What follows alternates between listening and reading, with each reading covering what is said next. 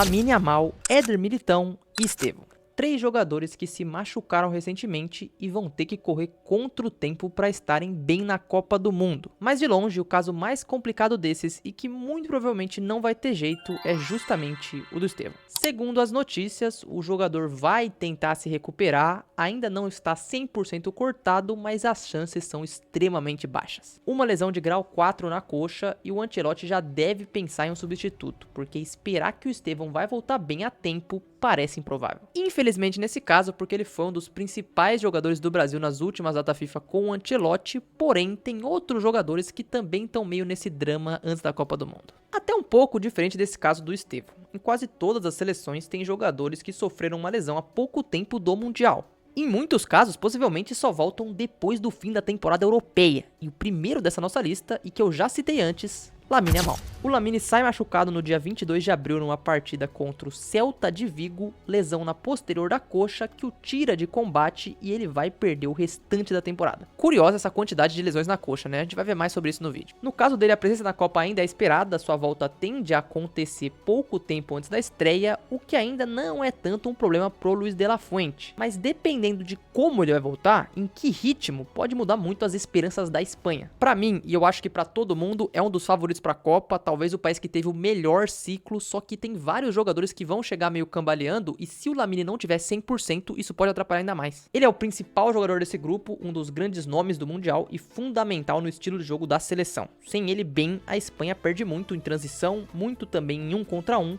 E até tem boas peças de reposição, mas ninguém a nível do Yamal não dá nem pra comparar. Olha, a gente sabe bem do prisma da seleção brasileira, mas se a gente for olhar do lado da Espanha, também tá uma coisa bem estranha. Nico Williams, fundamental assim como o Yamal, retornou aos gramados depois de uma pubalgia no início desse mês. Ou seja, a parte ofensiva do time precisará bastante da parte física nos treinos de preparação pré-copa. E outro setor que preocupa bastante também é o meio campo, porque outro que teve uma volta há muito pouco tempo foi o Fabian Ruiz no PSG, que estava machucado. Gavi no Barcelona também perdeu grande parte da temporada e tá de volta há poucos jogos. Rodri tem sido uma incógnita há tempos e fisicamente é difícil contar com ele no Manchester City, porém o segundo nome da nossa lista, que ainda está machucado, é outro, Mikel Merino. Não que ele seja um jogador fundamental ou que seja titular desse time da Espanha, mas é um cara muito útil e o principal é que ele consegue ser muito versátil. Já fez gol decisivo em Eurocopa, é um jogador que pode ajudar em muitos cenários diferentes dentro do jogo e ele já não joga desde janeiro. Sofreu uma fratura no pé direito, ficou alguns meses fora em uma temporada que o Arsenal brigou em muitas frentes, mas felizmente pro Arteta e pra Espanha existe a possibilidade para ele voltar a jogar ainda alguns minutos antes do Mundial. O que dos casos que eu vou citar nesse vídeo ainda é uma referência muito boa, porque ele vai ter tempo para pegar um pouco de ritmo pensando que ele ficou fora há tanto tempo. Tá claro que deu para perceber que a Espanha não tá numa situação tão boa, o Brasil sim tá pior, a gente vai falar disso, mas antes deixa eu continuar na Europa. Para outro jogador que seria um personagem muito interessante de se ver nessa Copa,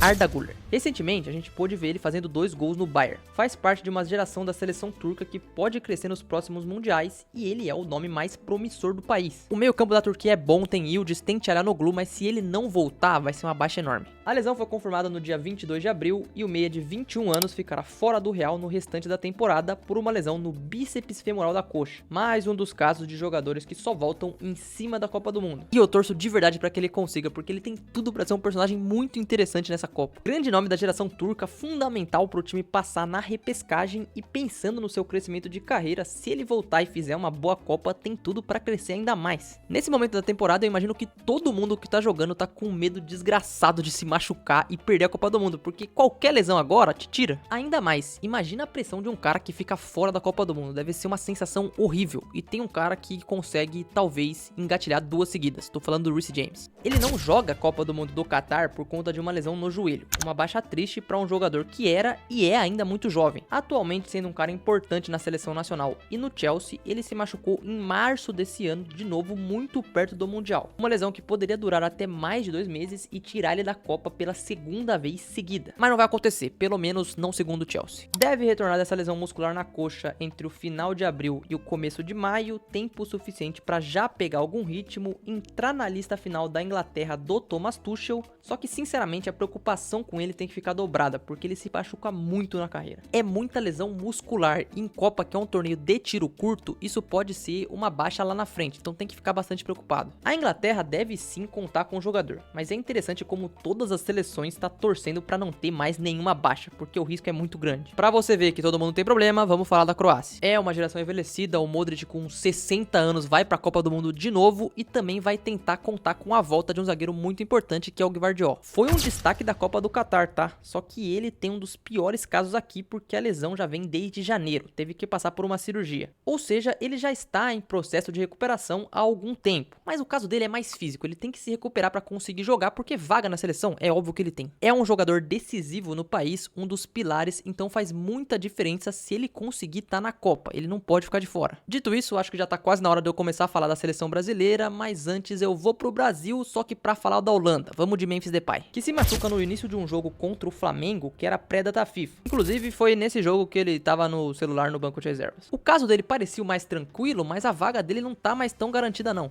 Eu acho que ele vai de qualquer jeito, tá? Não vejo um mundo onde o Koeman não leva o Memphis, mas segundo o técnico da Holanda, para que ele seja convocado em maio, ele precisa estar em forma. Teve todo o problema com o departamento médico do Corinthians que tem que ser falado agora. Será que ele vai voltar voando pelo Corinthians? Não sei. Já tá treinando sim com o grupo, quase pronto para voltar, ainda não deve jogar contra o Vasco, mas na última semana de abril deve participar do jogo contra o Peñarol na Libertadores. O que significa que até a Copa ele tem uma boa sequência de jogos aí, dá para chegar e representar a seleção holandesa. É o artilheiro da história do país. Se ele estiver jogando, acho extremamente difícil dele não ir, mas o futuro dele é meio engraçado, porque com certeza ele trabalha pensando na Copa, o que vai acontecer depois, ninguém sabe, porque ele ainda não renovou com o Corinthians e ainda não tem sinais de que isso vai acontecer ou não. Pronto, vamos falar dos jogadores do Brasil, mas antes disso eu vou parar aqui pra pedir pra você deixar o seu like e se inscrever aqui no canal. A partir de maio eu vou tentar aumentar a frequência de vídeos por aqui, pensando na Copa do Mundo, então se você estiver gostando de acompanhar, por favor me dá uma chance. E agora sobre o Brasil, eu acho que é um pouco mais fácil de falar, porque eu consigo dar mais opinião. Vamos por partes. Na última data FIFA a gente já tava cheio de ausências e pra convocação final ainda tem jogadores que vão voltar, mas estão correndo contra o tempo.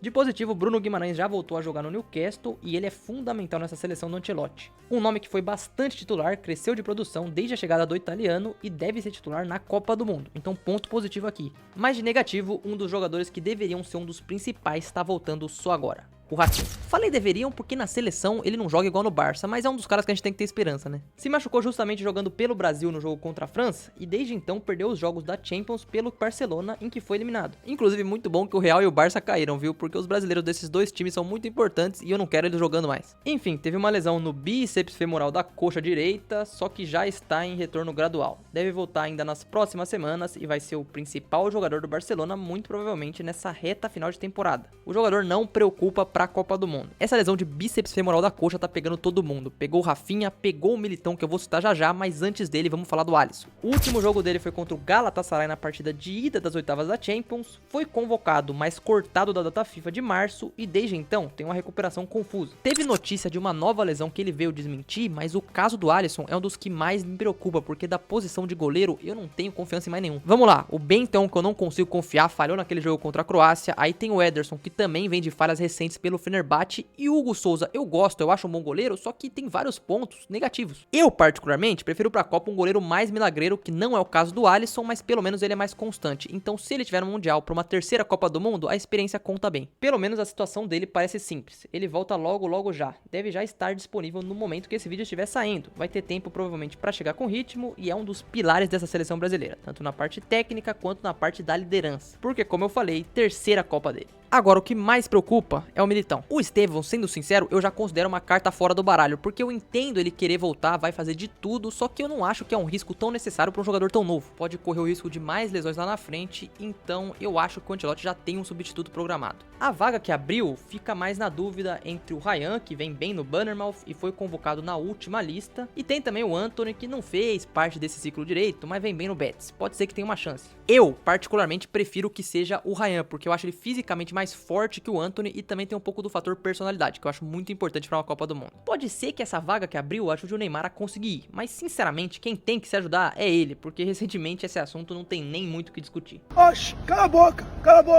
pô, tá aqui, na porra. Enfim, vamos falar do Éder Militão. A presença dele seria muito importante para fazer essa lateral direita, que a gente não tem um jogador muito consolidado, só que infelizmente não dá para contar com ele fisicamente. Vem emendando uma lesão atrás da outra algumas temporadas. Quando tá bem, é um dos principais zagueiros do mundo, mas quando que ele tá bem? E aí a gente entra na notícia mais recente, porque segundo o que dizem, o Militão tá fora da Copa depois dessa nova lesão. Sem ele, as nossas opções são ou de mudar o jeito de jogar com o Wesley, que é outra característica, ou usar o Danilo para espelhar um pouco o que faria o Militão. Mas sendo sincero, o Danilo tá indo mais pra tocar pandeiro, então eu não acho que ele jogaria não. Assim como vários aqui, lesão no bíceps femoral da coxa, que aconteceu no último dia 21 em um jogo contra o Alavés. O problema foi que essa lesão que ele teve antes, teve a sua cicatriz aberta. Faltando 6 jogos restantes pro fim da La Liga, porém, a presença do Militão em campo com a camisa do Real parece pouco provável. E pra Copa do Mundo, a chance de contar com o Militão é bem baixa. Não vamos ter já o Rodrigo, 99% da gente não ter o Estevão, então eu acho que das seleções da Copa, a seleção brasileira vive um momento mais complexo. E faltou vários, viu? Dimensão honrosa dá pra citar alguns jogadores gigantescos, como Courtois ou Rubem Dias. Para a maioria desses casos, existe esperança de um bom desempenho e de estar fisicamente apto para participar do torneio mais importante de todos no futebol. Mesmo que eles só voltarão de lesão bem em cima da Copa do Mundo.